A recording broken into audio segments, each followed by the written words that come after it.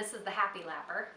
This was originally designed for yogurts, frozen yogurts for your dog, the little yogurt cups that you can get at in the freezer section at the grocery store. And they're really great for that because, as you can see, when they're on different surfaces, they're hard to move. So when the dog's licking those yogurt cups, first of all, it's just harder to move, but he can also put his paw right on it and be able to hold it down so he can get his yogurt cup. But if you're out of yogurt cups, you can also use things just like some cottage cheese that we've got here. You just could fill it up like that. And if you wanted to, you can even add a couple little dog treats in there. Just gonna break that.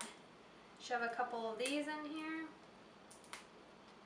So you've got it all ready to go.